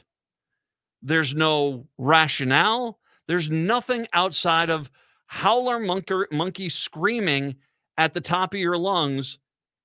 And when things don't go your way, to basically accuse all your enemies of being the worst on the planet. And by the way, I've already contacted 2 people who have made comments about me, and they're talking to my lawyers now. So it's just that simple. You just, that's who they are. And they're so blinded by their desire, the fact that they're the hero of their own story, that they don't take 2 seconds to step back and realize, wow, this is actually, I'm really a horrible person. I'm not trying to keep kids safe because this has nothing to do with any other books outside of ones that I just don't like that lifestyle. And that being said, is the far bigger exposure for any kid today is not the public library. I mean, heck, how many kids today, what's the percentage of kids today who have stepped in a public library in the last 10 years? 50, maybe 40? Not saying that some kids, when we were young, we took the kids in there all the time. And sure, we occasionally still go to the library. It was one of the things we always enjoyed. But there are a lot of kids, my friends' kids, who never went to the library, never once. Whether their parents bought them the books or if they just got them from their school library, I don't know. But the reality is that you guys want to sit there and act as if you somehow you're winning the game by trying to get one book banned in one set of libraries. And the kids can read the damn book online as it is anyway. You guys aren't the heroes. You're the villains. You're asking to do what Hitler has done, what Stalin did, all of that. You just the banning of books, vilification of certain peoples, not because anything you say is right, but because you are so desperate to be the hero of your own story, you don't even realize you're the villain. It is amazing to me. I mean, I'll post a few from the Facebook page that just the way that they are. I am saving every child. No, you're not. Stop trying to manage anyone else's kid. I mean, I find it hilarious the amount of people that complain about the sexualization of children, but allow their children to have Instagram pages, for God's sakes, and TikTok feeds.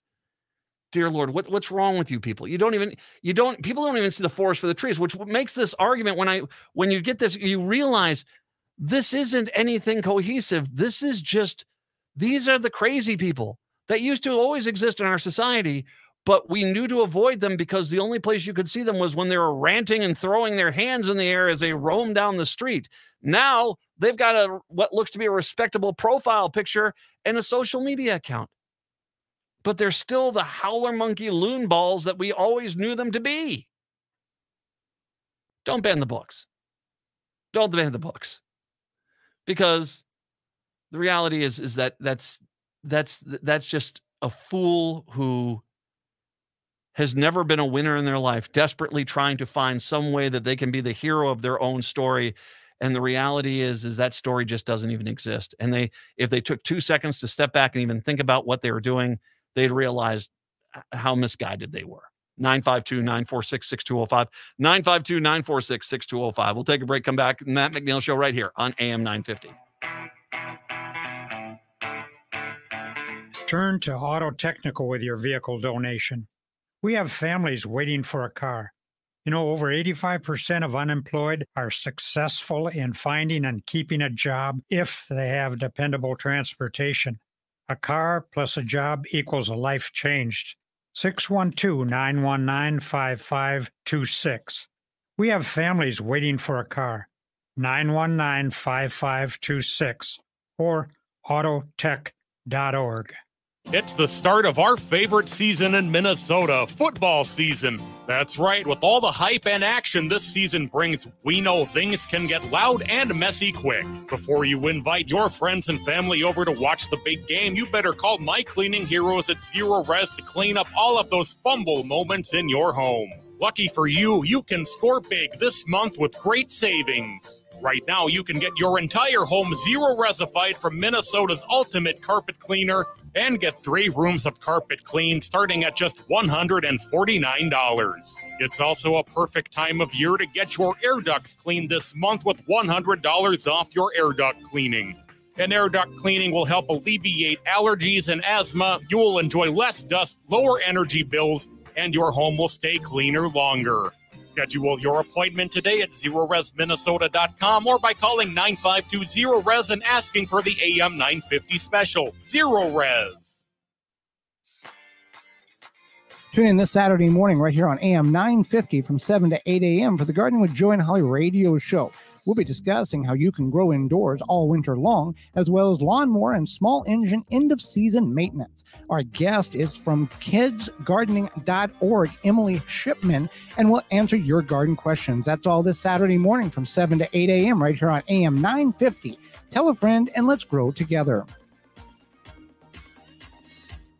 Considering replacing your vacuum? What do you do with the old one? Throw it in the garage?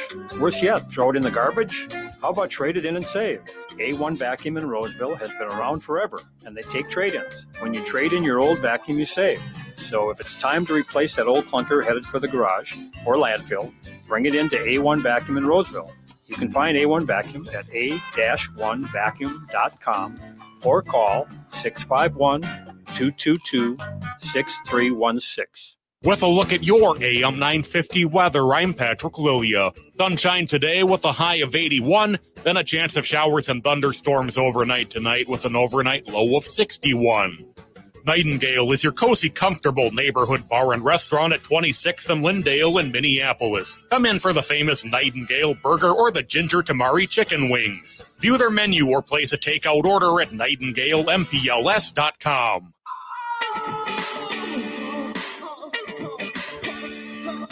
AM 950, the progressive voice of Minnesota, the Matt McNeil Show. You know, I tried to play hooky one time. Well, no, I mean, I skipped school when I was a kid, but I tried to do it on a large scale once, Patrick. I was a young kid. I was living in Wickford, Rhode Island.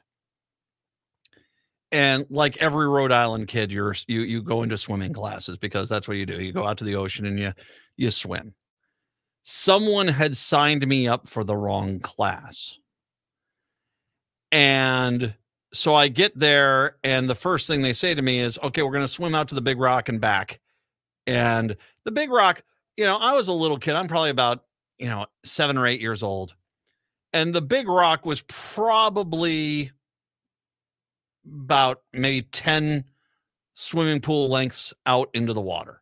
And funny story, it was a large rock. The Big Rock was a large rock. And it was during high tide, the very top of it was visible, but during low tide, you could almost walk out to it completely. And it was a pretty large rock that was out there. So I immediately freak out and realize, okay, this is not right. And I get in the water, and the teenager lifeguard person who was there quickly realizes, like, okay, are you supposed to be in this class? Because everyone else is like, Phelps gone. And I am like, I'm still at the point where I could actually dig my hands into the bottom of the seafloor and pull myself across. And I still wasn't able to pull that one off. And I said, I don't think I'm supposed to be in this class. And the kid told me, he said, oh, that's okay. Sometimes that happens. What I want you to do is when your mom comes, picks you up, okay, that I want you to tell her that, you're in the wrong class and that you need to get into the basic class. Oh, okay. Thank you. You just go, for the rest of the class. And this is the day before cell phones or anything. And no one called. Even if you had a crisis, you didn't call unless the kid was a shark got him. That's the only way. Hey, we'll call you. Hey, bad news about little Billy there. I got something for you. Sorry about that. It was a man of war, but hey, we'll all remember him. That sort of thing. And I remember I waited over by the community stage in Wickford, and I'd felt bad. I would felt like I'd somehow screwed up, and so my mom came and picked me up, and she said, "Well, how'd swimming go today?" Oh, fine. And I didn't say anything else because I thought I'd screwed up. And so she never transferred me out. What would happen is I would go to the beach and get out of the car, and usually back in the 70s when you did this, the next sound you heard was the tires squealing of your car, your parents' car. They couldn't get away fast enough. And so I basically just went over and hung out by the theater, and I'd go swim a little bit myself, go see if I can find some quahogs, because it was Rhode Island. And they call them clams. Those are clams. They're just big clams. They're quahogs. And I go into just hang out, and then come in. Hey, it was great. I tried this for, I think I got to the fourth time, and I guess one of the lifeguards had noticed, well, who's this kid over here? And they finally figured out it was me, and that I hadn't talked to my mom, and that and it was a minor problem, but I was that age. I screwed up and on this. I skipped away. My mom was livid with me. She goes, why didn't you just tell me I was in the wrong class? I don't know. I found quahogs, and that was kind of the story there. But this wasn't any kind of grand trying to escape being tardy or skipping out here. It was like 4 classes, voluntary thing, and yeah, I got put in the right class and things were fine. And I say this because I'm going to read a story to you about absenteeism, which stuns me because it's kind of hard to comprehend how we've gotten to this point where you have a kid. I mean, I remember a few kids when I was in elementary school and in junior high who had serious illnesses that still were at school as much as they could be and stuff like this. But we have got a real epidemic here, and I'm having a hard time wrapping my head around how in the world we've gotten to the point where it's this bad. For the first time in 4 years, Minnesota has released fresh information on one of its key measures of school success, chronic absenteeism. In keeping with the increasingly worrisome national trend, the numbers are dire, with the statewide number of students who attend class consistently dropping from 85% to less than 70%. That is nuts. 30% of the students who attend, 30% of the students who are in school do not attend class on a consistent basis. That's crazy. The dramatic decline obscures much lower school-going rates among students who've already suffered disproportionately in the COVID-19 crisis. In some of Minnesota's highest poverty schools, fewer than 1 in 4 students go to class on a regular basis. Wow. Despite the dismal numbers, there has been virtually no public discussion about the link between students' chronic absences and continuing declines in reading and math performances post-pandemic. Also unmentioned is the widening gap in attendance and academic recovery between affluent and disadvantaged students. The new numbers are available on the state school data dashboard, but visitors must navigate through several submenus to find the relevant information. Data from the past years is contained in a very large spreadsheet found in another part of the website. Defined as missing 10% or more of school days, chronic absenteeism was a crisis before the disruptions in the pandemic and has only worsened. According to Attendance Playbook, a joint report from the think tank Future Ed and the nonprofit Attendance Works, there are more than 1 in 5 U.S. students, at least 10 million, missed more than 10% of the 2020-2021 school year. Since schools have reopened, the number of chronic absences has risen, more than doubling in many states. Now, this isn't kids who are basically not going to school at all. They're missing 20 to 30 classes per year. I mean, there's that they kind of school days per year. I mean, and like I said, I can only look at it from my perspective. I remember my kids who went to school. I mean, my son's still in college right now. He's my oldest. I have a kid in high school now. I always remember at the beginning of the school year finding out it's like you only have a certain amount of days you can miss. And so I'm kind of flabbergasted that I mean, I guess the question I have is these kids aren't being moved forward. I mean, if you're missing an entire month or 2 months of school, an unexcused absences, you're not graduating them to the next grade, are you? I'll talk more about that in a second.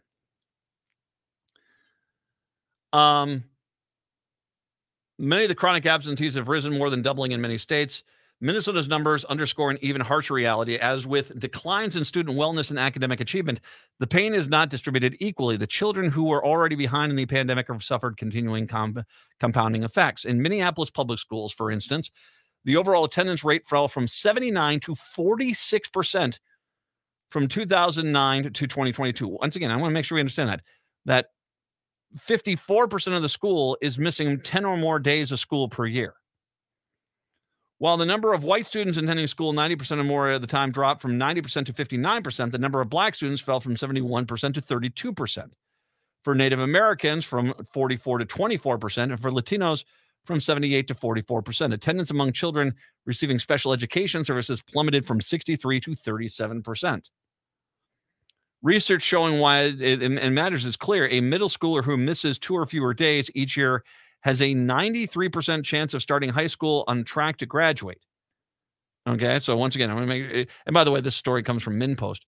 The middle schooler who misses 2 or fewer days each year has a 93% chance of starting high school on track to graduate versus 66% for a child who misses 2 or more weeks. By 9th grade, a week absence each semester equals a drop of more than 20% in the likelihood of earning a diploma. On the most recent NAEP exam, the students who scored the worst had missed the most school before the test. The White House Council of Economic Advisors also released research tying increases in student absenteeism to a meaningful portion of post-pandemic learning loss. Barriers to reading regular attendance are higher among lower-income families, according to Phyllis Johnson, a longtime absenteeism researcher who authored the Future Ed Attendance Works report. The gap widened attendance at wealthy and undersourced schools has widened. In 2019, 77% of Minnesota students statewide who qualified for subsidized school meals attended regularly, compared to 57% in 2022.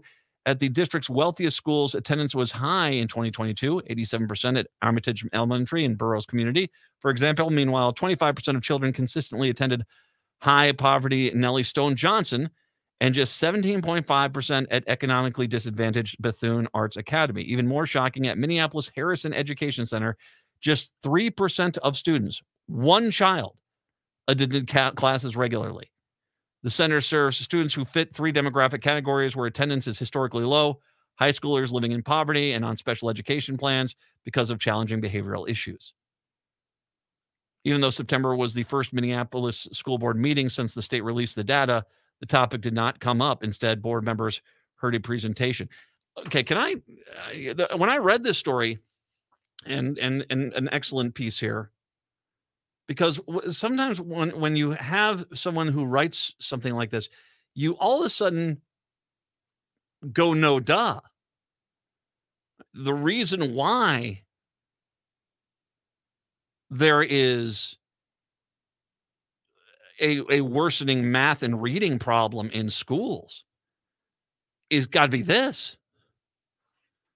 I mean, if you're in a math class, say you're in an 8th grade math class, and you miss 7 to 10 days per month, how are you even going to be able to catch up on something like that?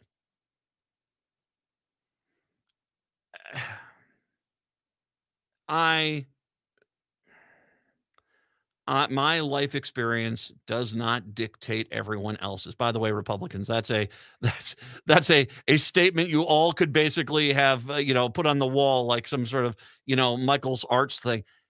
Your life experiences do not equate to experience in anyone else's life. Okay? Okay. It does stun me when you hear of this number of kids not attending school. I know that there's a lot of parents out there working 2 jobs, single parents working 2 jobs, trying to get rent paid, trying to get food on the table. And so a kid going to school is not exactly their priority of the day, but I can't believe that the school is not informing them in some way, or maybe they're not. I guess, I mean, if you're low income and you don't have access to a computer on a regular basis, is the school calling on a regular basis? Do they even do that anymore? I mean, I don't quite know what's going on here, but this seems to be the problem. I mean, I would make an argument. And no, I don't think I can already see the fantasy world of conservatives, buses with bars on them, forced children, forcing them onto buses with shock collars and putting them in school districts. And if they dare think about going outside for more than 20 seconds allotted, then basically they get zapped. I can see how the far right would kind of look at this, but you've got a problem here. And part of this, as I read through this, I have talked about numerous times watching what happened in the schools, the elementary, junior high, and high schools as my kids went through, and as budget cuts happened, and as programs got cut. We were in the Tompkins School District, and it wasn't necessarily like the draconian cuts you see in some of these school districts where they get rid of the arts program and they get rid of the theater program and anything that's not basically teaching a test, they get rid of. No, it wasn't like that, but they did get rid of, in my kids' tenure, they did get rid of a lot of the advanced programs. And they also created a world, especially when it was in elementary school, and I remember this, where it was almost impossible to fail. And I talked about this before because I remember like Mrs. Pierce, my first grade teacher, who had a full mustache, a beautiful woman. Mrs. Pierce, I remember her first day of class looking at us and saying, if you are if you do not do the work in this class, you will fail. And we were all like, ah. And they, I remember having teachers I actually conveyed that story, and the teacher said, oh, that's not how we do things today. You just try to keep them as close as you can. And one of the things I've talked about is that if you do not have a kid who's ready to graduate from first grade to second grade, and you put them in the second grade anyway, and you do not solve the problem of why that they have not been able to keep up with things at the first grade, and then they go through the second grade, and so they're even further behind, and you still graduate them. By the time you get to sixth grade or seventh grade, what you've created is such a gap in the knowledge that the smartest kids are at, say, 1,990 to 1,000, and you have the kids who have graduated and are in there are 700-800 points behind them, and you just create this massive gap because you're not getting the kids the basic education they need to move forward into the next grade. All right. I mean, that's the way it kind of, I've always been concerned about that. I mean, is that one of the reasons why we're having failing math and scores like this? But I almost kind of wonder, is this absentee problem kind of an offshoot of that? Because one of the things that I have noticed is that when you ease the rules, generally that doesn't get people to come into line. It gets people to see, well, how can I take advantage of the rules now? And if you made this system, to a point that the accountability element of this about the absenteeism less and less and less, because you don't want to feel like kids are pressured to be in school and all this stuff. Well, is there any real surprise you've got numbers like this? And once again, I can only live in my own shoes. There are plenty of people out there who work their butts off that are trying to get their kids to go to school and that just does not have had any success. And I can understand some of that. But I can't, when you're looking at numbers like this, this is almost to a point, a societal quitting. And I just don't quite know what you do with it. But I mean, if you want to figure out why math and science and reading scores are down in the state of Minnesota, this is the problem. If you're having this low of attendance issues, I want to go back to where was it? Minneapolis. Minneapolis public schools, the overall attendance rate fell from 79% to 46%. Half the kids. So over half the kids are not showing up at least 10 days a year. And that's your best of that 54%. How many kids are enrolled in a school that don't show up but once 3 or 4 times a month? You read this story and you realize, maybe, just maybe, as we talk about this and we talk about reading and stuff, and hey, there's a lot of very smart education minds that are working on making testing and subjects more applicable to all people, to where it's easier to understand and easier to digest. And God bless you. I think that you're doing a great job. But okay, are the kids showing up for class? Because maybe we're burying the lead here. Because I think we're burying the lead. How you solve this problem, that is the bigger question. And that is not one, like I said, I know how to begin to answer quickly, but yeah, this is the problem right here. I'm going to say this, the reason why our education scores are down in the state of Minnesota and in Minneapolis, St. Paul, is this one single reason. 952-946-6205, 952-946-6205. Take a break. Come on back. It's the Matt McNeil Show right here on AM 950.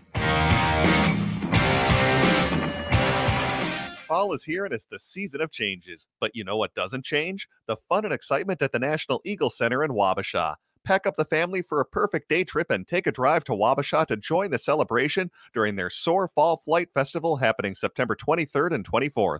They're highlighting fall migration along the Mississippi River Flyway and celebrating Native American cultures and their connections to eagles. You'll meet the live eagle ambassadors, catch an exciting program in the beautiful Riverfront Amphitheater, and enjoy a front row seat to fall migration. You can explore Native and Indigenous cultures by visiting the exhibitor booths from Effigy Mounds National Monument, Indigenous artist Inkpa Manny, and Native American craftsman Dick Mindikowski. Plus, meet live birds from the Midwest Peregrine Society. Register for an unforgettable eagle viewing trip or behind-the-scenes experience and enjoy seasonal arts and crafts for all ages. It's a fall party with the Eagles, and you're invited. Get all the details online at nationaleaglecenter.org/soar and schedule your Eagle Fun today. I love my Toyota vehicles, so when I have to get service done, there's only one place I go, Rudy Luther Toyota. They know Toyotas inside and out. It starts with them checking your alignment and tire treads with their Hunter Quick Check Drive inspection service. Oil changes, tires, batteries, wipers, no matter what you need done, they can help you with reliable Toyota parts and the best service team in Minnesota. Check out their website, rudyluthertoyota.com, for service and parts specials just for Toyota vehicles. Get your Toyota serviced at Rudy Luther Toyota, 394 and 169 in Golden Valley. This is Robert Pilot of Native Roots Radio presents I'm Awake, weekdays at 5 p.m. On our show, you'll hear about Native issues like treaties, protecting Mother Earth, and holding our elected officials accountable. Weekly correspondents like Dr. Stately, State Senator Mary Kunesh, Robert Lilligren, and Bob Blake update us with the latest news from Turtle Island. Native issues are human issues, and human issues are Native issues. Listen weekdays at 5 p.m. or watch the show on Native Roots Radio social media accounts. Ho-wah! I don't know if I read this last paragraph that I pulled from this story from. Once again, it's on MinPost. Often, low attendance may be linked to obvious causes such as transportation and stable housing, but leaders also need to consider whether a school's climate is inviting and if staff had solid relationships with parents who many may have had bad experiences with schools themselves, said Jordan.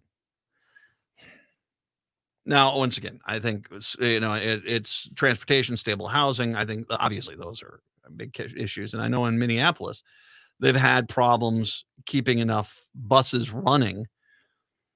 And yeah, it's a little intimidating if you've got a kid and you're saying you need to take a public bus and take 2 transfers to get to your school, or walk the 6 miles or 4 miles or whatever the case may be. Well, I mean, Minneapolis is a little bit closer, but well, it depends on where you're at, especially if it's high school. You might have a bit of a hike. But then that's not in winter. I can understand, like, do I want to go walk out in the cold or no?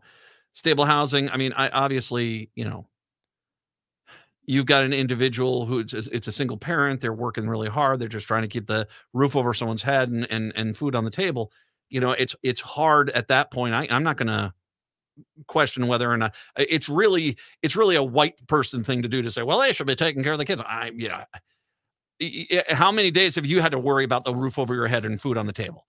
Because I'm going to tell you what, those are the priorities.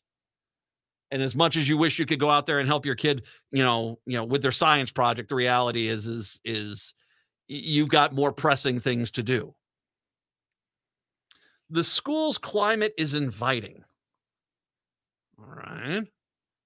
That one's a little bit of an interesting thing. And it's like, and if staff have solid relationships with parents who may have had bad experience with school themselves, that's interesting.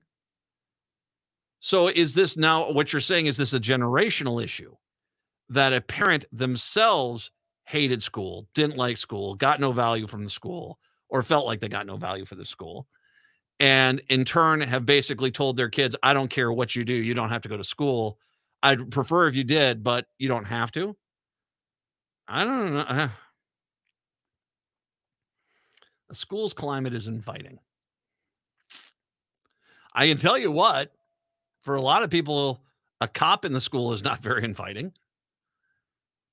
And that's why one of the reasons why Minneapolis and St. Paul got rid of their SRO programs is because it wasn't exactly inviting. But I mean, there's what that seems like that in that paragraph. Once again, I mean, it's easy to say. I think personal circumstances there, the impact of the school, the quality of the school education, the quality of the environment, all that stuff is viable. But I mean, I think when you're looking at this level of absenteeism, I had a friend. I'm not going to say where.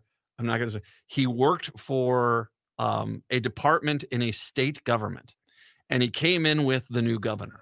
And he said that the first job that he had was to basically get people to stay sober during the day. And he said it was a much bigger challenge than you'd think. And it never would really cross your mind that that was the case for him. Now, that was his issue. But that's a pretty big issue, and they managed to try to tackle it. When it comes to absenteeism in schools in Minneapolis, you guys are going to have to tackle this, and you can't ignore this. This is the reason why schools are having trouble. We're back tomorrow. Have a good one. Till then, see ya.